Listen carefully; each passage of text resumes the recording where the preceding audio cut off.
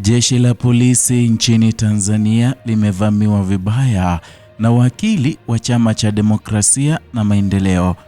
Hujambo na karibu kwa taarifa zetu za Kenyascope, na ikiwa ni siku yako ya kwanza hapa, tafadhali kumbuka kusubscribe. Mwanasheria mkuu wa Chama cha Demokrasia na Maendeleo Chadema kwa jina Rugemeleza Nshala amesema wazi kuwa vyombo vya dola havina tena msingi wa kisheria wa kuzuia shughuli za kisiasa za chama hicho kufuatia uamuzi wa mahakama ya rufani uliotolewa jijini Dodoma. Kauli hiyo imekuja baada ya mahakama ya rufani ya Tanzania kutoa uamuzi unaoelezwa kubatilisha maamuzi ya awali yaliyokuwa yanaweka vikwazo kwa shughuli za kisiasa za Chadema.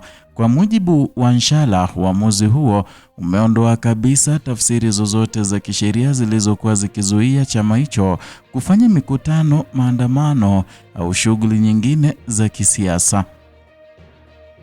Akizungumza na waandishi wa habari, Nshala alisema kuwa kwa sasa hakuna zuio lolote halali kisheria linaloweza kutumika kuzuia Chadema kufanya shughuli zake za kisiasa. Alisisitiza kuwa uamuzi wa mahakama ya rufani ni wa mwisho katika mnyororo wa utoaji haki na unapaswa kuheshimiwa na taasisi zote za serikali ikiwemo jeshi la polisi. Na katika maelezo yake, Nshala alionya kuwa hatua yoyote itakayochukuliwa na vyombo vya dola kuzuia shughuli za chama itachukuliwa kuwa ni ukiukwaji wa wazi wa sheria pamoja na dharau kwa mahakama. Aliongeza kuwa chama kiko tayari kuchukua hatua za kisheria dhidi ya mtu au taasisi yoyote itakayokaidi uamuzi huo. Alifafanua kuwa msingi wa demokrasia unategemea uwepo wa utawala wa sheria na kwamba taasisi zozote zinawajibika kufuata sheria bila upendeleo, na kwa mantiki hiyo alisisitiza kuwa hakuna chombo kilicho juu ya sheria na kwamba utekelezaji wa maamuzi ya mahakama ni wajibu wa kila mhusika. Kauli hiyo imeibuka katika kipindi ambacho kimekuwepo na malalamiko ya mara kwa mara kutoka kwa vyama vya upinzani kuhusu kile wanachodai kuwa ni vikwazo katika kufanya shughuli za kisiasa, na katika nyakati tofauti kumekuwa na taarifa za mikutano ya kisiasa kuzuiwa na kuvunjwa na vyombo vya dola na misingi ya kiusalama au taratibu nyingine za kisheria. Hata hivyo, kwa mujibu wa wachambuzi wa masuala ya siasa na sheria, uamuzi wa mahakama ya rufani unaweza kuwa na athari kubwa katika mwelekeo wa siasa nchini Tanzania. Wanasema kuwa uamuzi huo unaweka wazi mipaka ya mamlaka ya vyombo vya dola katika kusimamia shughuli za kisiasa, na pia unasisitiza nafasi ya mahakama kama chombo cha mwisho katika kutafsiri sheria. Kwa upande wake, Nshala aliwataka wanachama wa Chadema kutumia fursa hiyo kwa njia ya amani na kwa kuzingatia sheria za nchi. Alisema kuwa ushindi wa kisheria haupaswi kutafsiriwa kama ruhusa ya kuvunja sheria au kuchochea taharuki, bali ni nafasi ya kuendeleza demokrasia kwa njia ya utaratibu.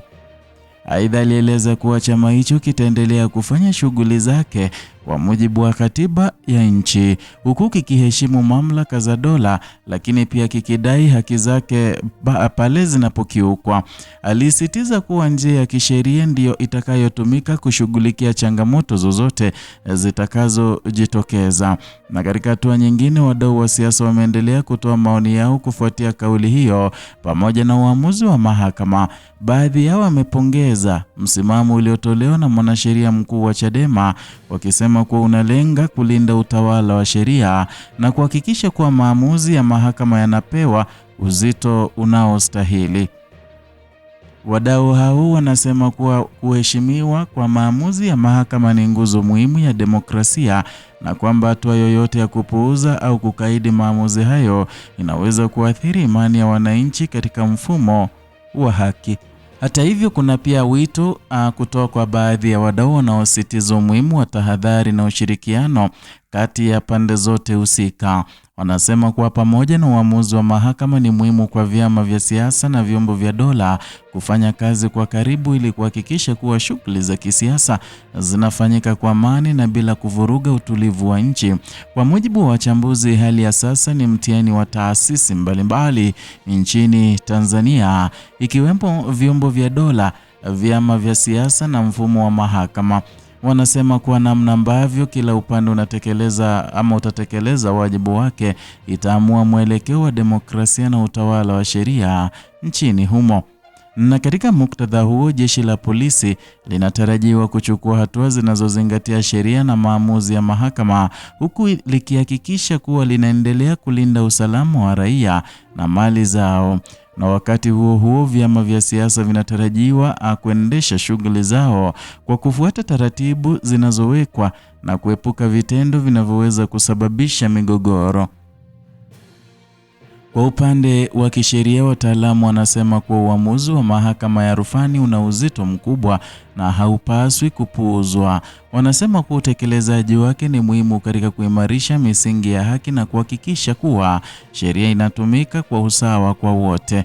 Aidha, wanasema kuwa matukio kama haya yanaonyesha umuhimu wa kuwa na mfumo imara wa mahakama unaoweza kutoa maamuzi huru na yenye kuzingatia sheria.